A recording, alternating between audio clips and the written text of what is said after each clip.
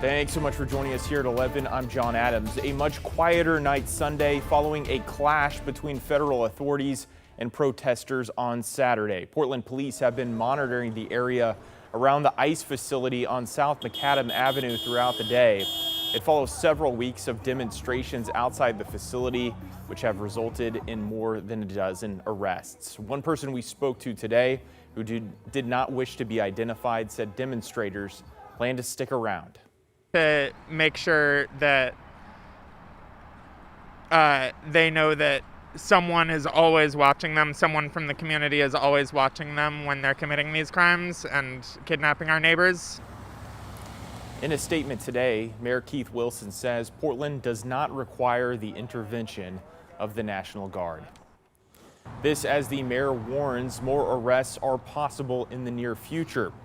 Portland police arrested 3 people last night after they declared a riot outside the ICE facility. 2 for attempted assault of an officer, 1 for theft and DUII. Police declared that riot shortly after a federal officer was hurt by the crowd. As that happened, agents fired tear gas, pepper balls, and less lethal rounds. We spoke to one ER nurse who was hit in the eye with a rubber bullet while protesting. I was out there in t-shirt and shorts and a bullhorn and nothing else, on the sidewalk speaking up to the people that were in the building, and didn't get much out before there was a blinding flash in my left eye. On a day where that individual says he's still dealing with pain and his vision is blurry. And we spoke to another person who says he was shot in the ear by an agent while filming an arrest. He requested not to be named or shown on camera. Violently dragging them across the sidewalk, 3 officers pinning somebody down. The DHS officer standing by saw me filming. I got it on camera, saw me filming, and shot a pellet directly at me. Mayor Keith Wilson said 2 other officers were hurt, but neither them nor the federal officer needed treatment. And Mayor Wilson also spoke about the No Kings protests that took place in downtown Portland yesterday. He said an estimated 50,000 people marched, joining the thousands of other demonstrations that were held across the country. He concluded by saying, "We celebrate all of those who peacefully and powerfully raise their voices against federal overreach, which are deeply held values in both Portland and our nation." Well, one of the issues top of mind for protesters is the way the Trump administration is handling immigration enforcement. Today, we spoke to the daughter of a man detained by ICE last week in Newburgh, who is now being held at the Northwest Detention Center in Tacoma. She told our Celine Stevens she spent Father's Day visiting her dad in the detention center. He was in chains at his feet, shoelaces were taken off, his belt was off, he didn't have his ring, he didn't have his watch, everything was taken from him.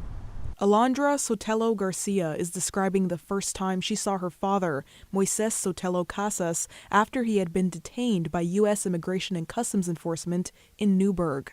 She says the topic of immigration and customs enforcement and what to do if detained had become a common topic in their household. The day before, we were actually talking about phone numbers and do you know my phone number just in case of any emergency? It was like unbelievable timing that we did that the night before. This is the area where Sotelo Garcia says her father was taken by ICE early Thursday morning while on his way to work. She says a neighbor spotted his truck and called her mom. When she checked his location on her phone, it showed he was at the Portland ICE facility. I was crying, I was a mess. By Friday, Moises, who owns a vineyard servicing business and had been in the U.S. since the 90s, was moved to the Northwest Detention Center in Tacoma.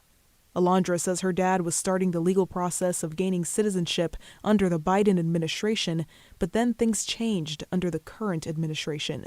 Sometimes laws don't play in your favor, when you're trying to do it. Sometimes money is a big factor. Sometimes money and laws at the same time are just not cooperating at that time. She says her father is remaining positive despite what he says is going on in the facility. He says if you follow the rule book, you will for sure have a meal that day, but if you break the rules in any way, shape, or form, you will not eat that day. He was detained outside St. Michael's Episcopal Church, a place normally packed on Sundays. Normally we would have 40 to 50 people in church on a Sunday for our Spanish service, and today we had 12 and no children. People are afraid. They're afraid to, be caught out away from their homes. While Alondra says she understands detaining those who have committed crimes, she says that's not her father, and this was unjustified. If this is somebody, an immigrant that has done no wrong, that they're, if anything, a support and a pillar in the community, there's no reason to be doing this kind of thing.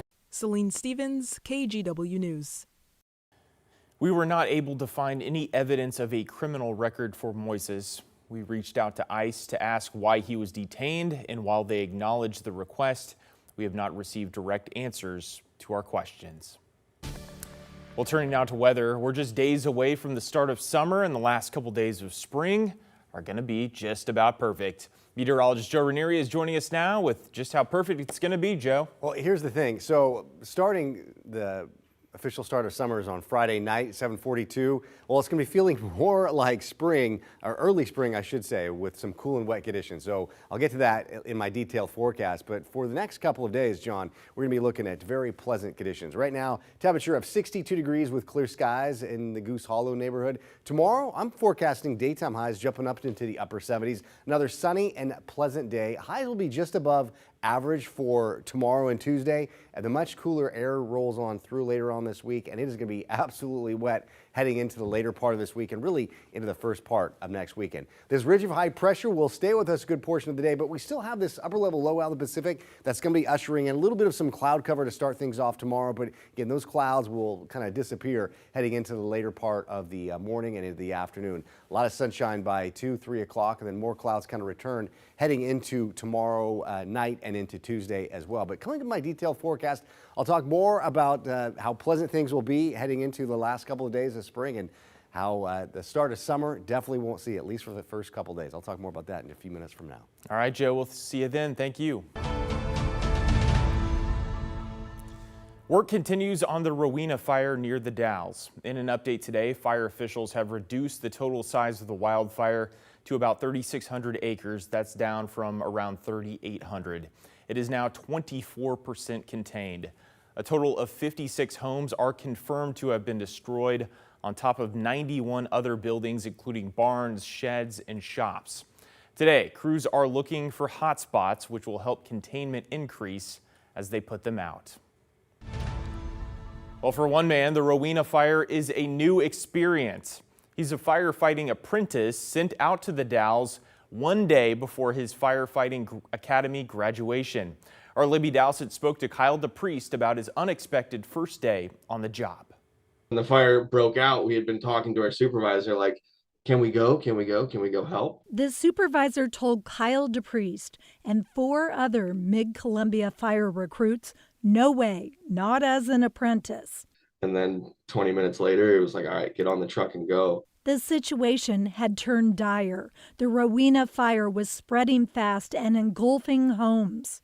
You know, there was a lot of adrenaline. There was times when we had to just stop the engine in the middle of the road and wait for some of that smoke to clear. I mean, you couldn't see the paint on the road in front of you. It seemed like it was just everywhere.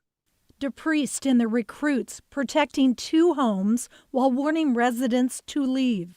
They're the type that, you know, they're going to grab a shovel and a rake and they're going to do what they can to protect their homes. The recruits scrambling to protect the Columbia Gorge Discovery Center. And it caught on fire several times, but we were right there able to get water to the fire. And you would turn your head and see, you know, 20, 25-foot flames in one patch of sagebrush. And by the time you ran over to get it sprayed out, you'd turn back and see, you know, another patch of sage.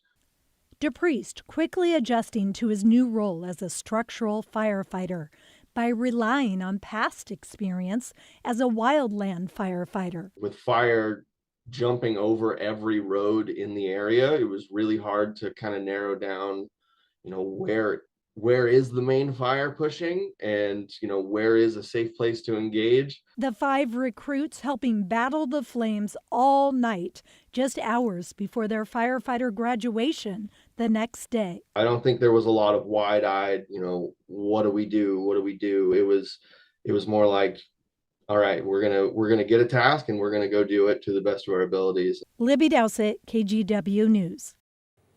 Even though the Mid-Columbia fire recruits are now official firefighters, they still have a lot of training ahead of them. DePriest said they will go through their emergency medical technician training in the fall. Back in Portland, one person is dead after a house fire in the southeast part of town. It happened just after 4:15 yesterday afternoon near Southeast Long Street and 11th Avenue in the Powellhurst-Gilbert neighborhood. Firefighters found the victim, a 74-year-old, inside the home. They were taken out but had died on scene. The cause of the investigation is underway. And it was a scary scene out in Sauvie Island earlier after several hay bales caught fire in the back of a truck. You can see a person with their back to the flames. The bales were spread over about a half-mile area, which also caused a grass fire. Fortunately, the fire was put out with no injuries.